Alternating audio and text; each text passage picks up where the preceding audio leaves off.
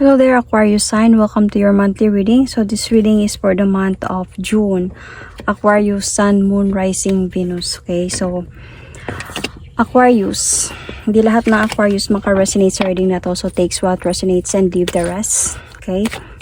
Cross-watchers, pwedeng kayo to at hindi sila Aquarius. So put yourself in a situation kung saan kayo naka-resonate. So Aquarius, I'm going to do a past, present, future and titignan ko kung anong gustong sabihin sa'yo ng person mo. And tignan natin kung bakit yun yung gusto niyang sabihin sa'yo. So, let's start without further ado. Aquarius, pag hindi kayo naka-resonate sa reading na to, please do check your other placement, your Sun, Moon, Rising, Venus. And pwedeng doon kayo maka-resonate or pwedeng makontinue doon yung reading ninyo. However, maka-resonate pa din kayo. So, let's start. Ano yung gusto niyang sabihin sa'yo? Aquarius, Sun, Moon, Rising, Venus. Oops, ang dami. Isa lang. I will going to choose only one. So, Aquarius, anong gusto niyang sabihin sa'yo? Aquarius, Sun, Moon, Rising, Venus. Ano yung gusto niyang sabihin sa'yo?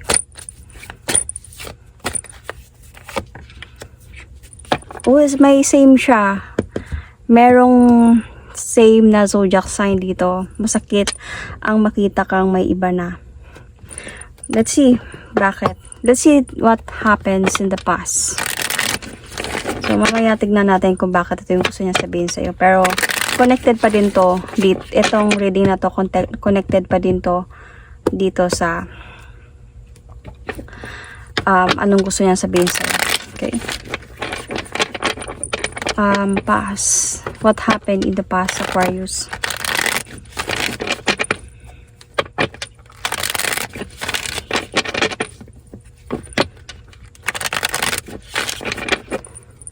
What happened in the past?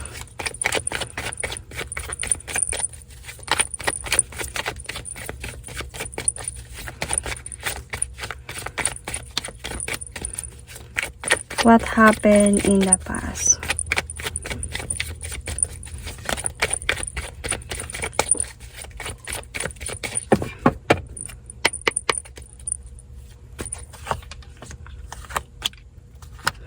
Sa past pa lang, there is already unsureness. You might be dealing with Aries sign or you just might be dealing with somebody who is matured person or your husband in the past or something, matured one, a father of your kids or anything. Or just an Aries sign, okay? Sun, Moon, Rising, Venus. So, sa past pa lang, meron ng unsureness. Parang sa past pa lang mabigat na yung mga pinagdadaanan ninyo or mo.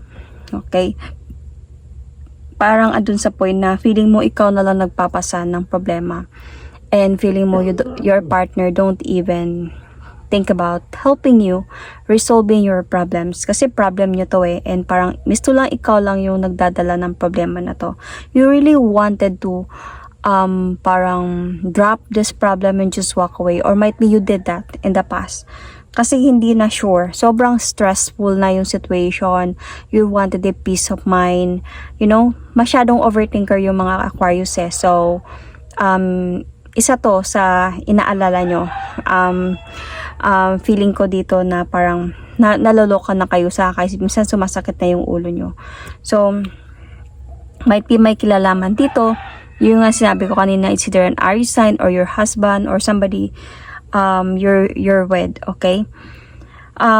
You really just wanted to have a changes in your life this time. So, parang sa past pa lang meron ng dahan-dahang nawawasak sa relationship, sa pagsasama ninyo or relationship ninyo.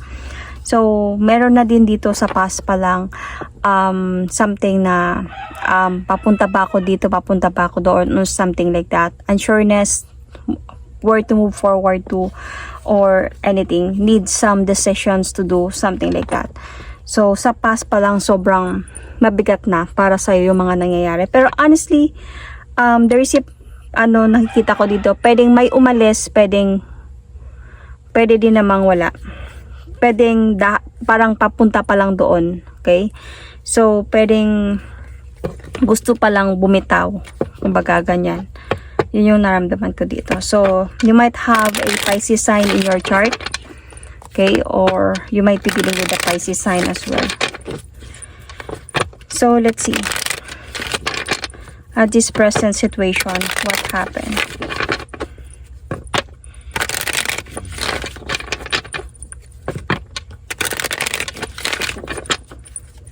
At this present situation, what happened?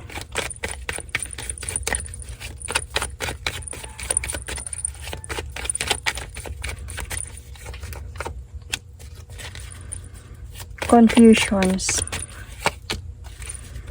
On and off connection. So, sa ngayon, feeling ko, nandun na sa point na this present na kayo hindi nag-uusap.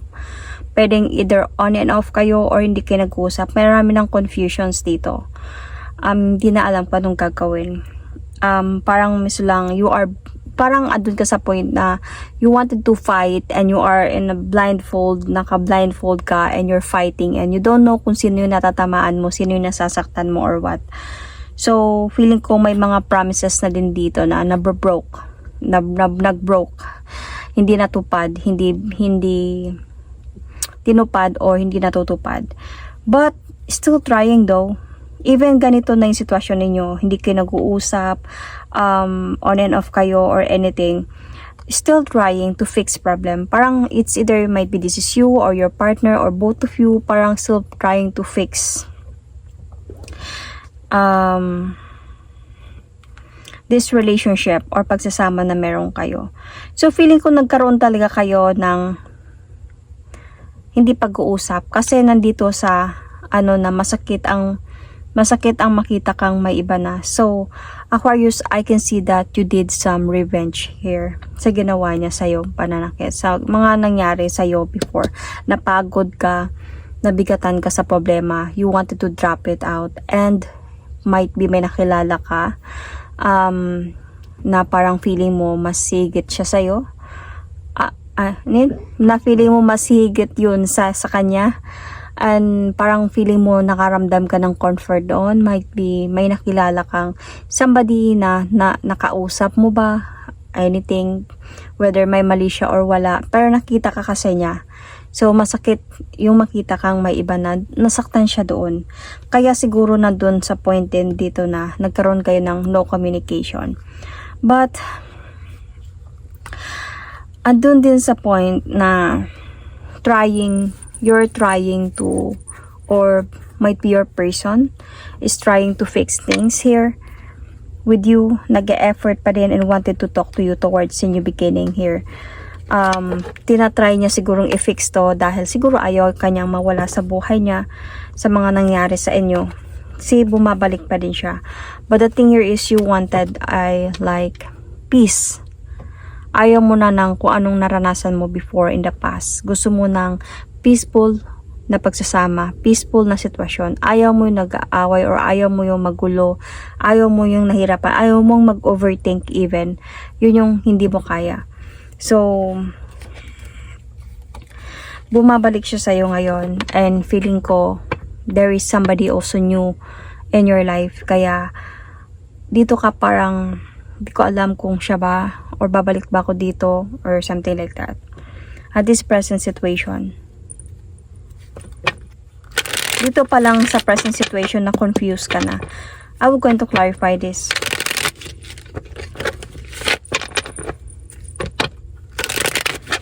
Feeling ko, ito siya is a new person.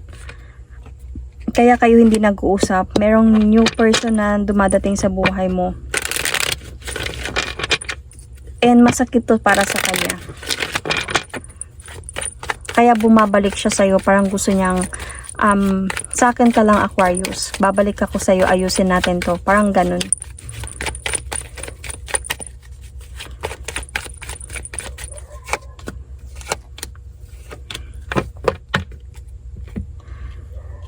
Okay, so yeah, andun sa point na the cycle has already ended na pala sa inyo. But the thing here is this person came back to offer you once again love and gusto niya magkabalikan kayo, magkaayos kayong dalawa ulit. And gumagawa na siya ng action pa lang dito sa present situation. Ibig sabihin, sinabi niya na sa'yo na magkabalikan na tayo, ayusin natin to. So, nakipag-usap na talaga siya sa'yo. Nag-offer na siya sa'yo ng new beginning. There's a lot of plans na this person did take the leap of faith na talaga towards a new beginning with you. Parang lumapit talaga siya sa'yo, pero nakita ka na niya na may iba, bago. So, parang gusto ka lang niya kunin balik. Parang hindi ako papayag na mapunta ka lang sa iba. Dapat sa akin ka lang. Parang ganun. Kasi masakit sa kanya yung nakita niyang may iba ka na. So, tingnan natin, what is your hope here, Aquarius? Okay, what is your hope?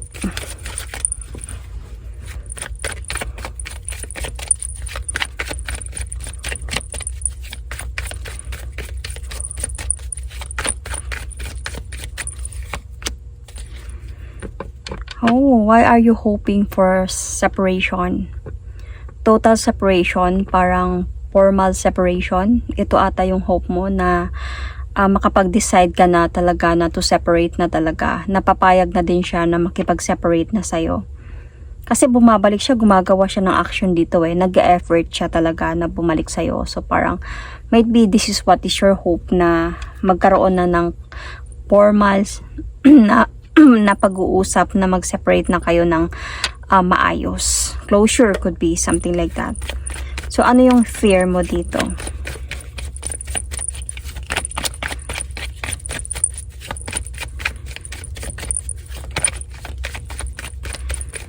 Ano yung fear mo?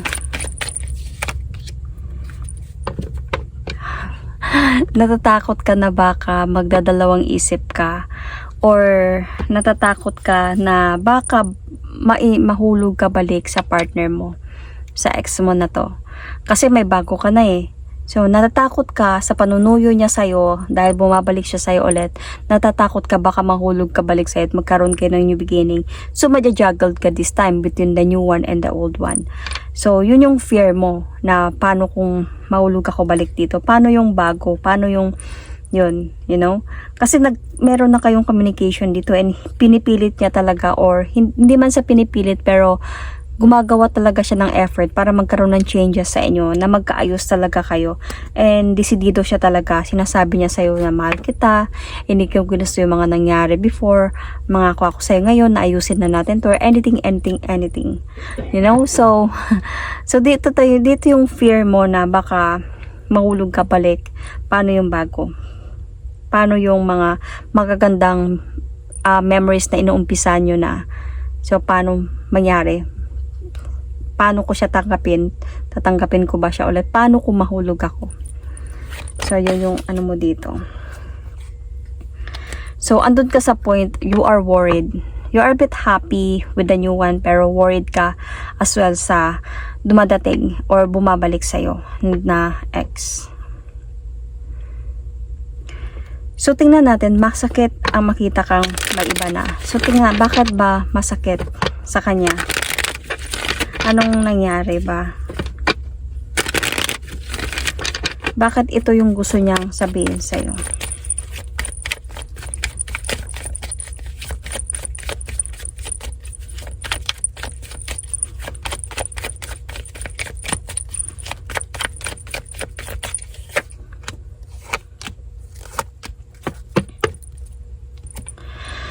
Okay.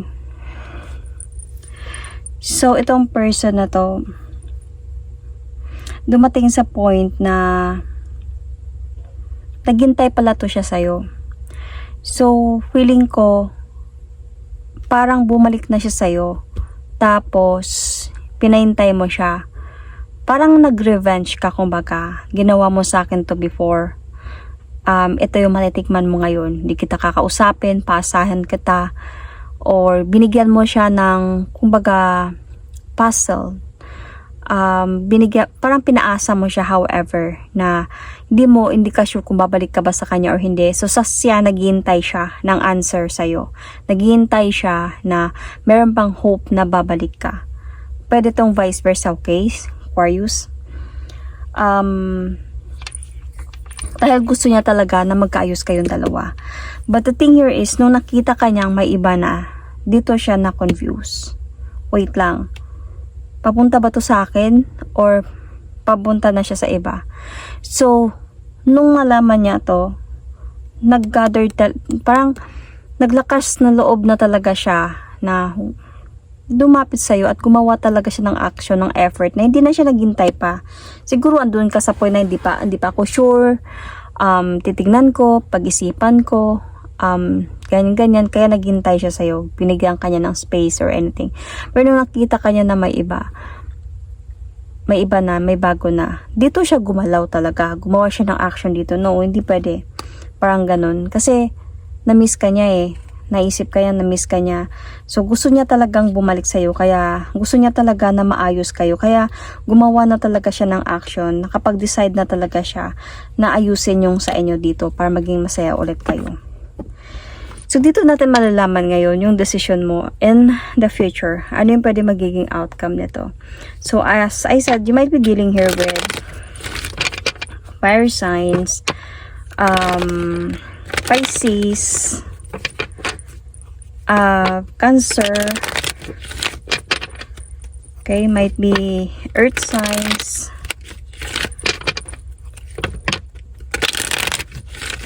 water signs, let's see, Sun, Moon, Rising, Venus. Ano yung pwede mangyari in the future or this month of June sa inyo?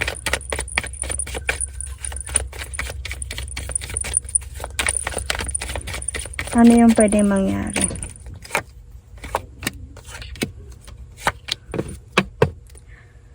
Oh. Alam mo, this in the future, malaki talaga yung pagsisi niya na mangyayari dito. Feeling ko magkakaroon kayo ng conflict dito talaga. Magkakaroon ng conflict. I can see here na you will not going to accept this person anymore, Aquarius. You will going to cut this person off in your life. Pero, before na mangyari yun, before siya aalis, pwedeng magkakaroon pa kayo, dalawa ng mag-away pa kayo, magkakaroon pa kayo ng conflict talaga dito.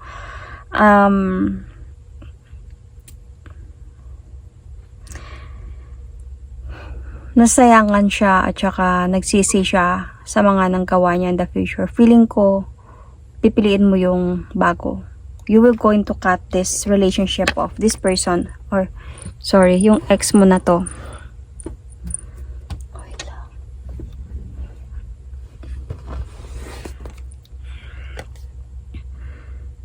Okay.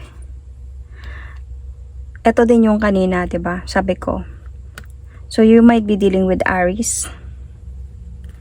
You might be dealing with a matured person, might be your past person, your ex-husband.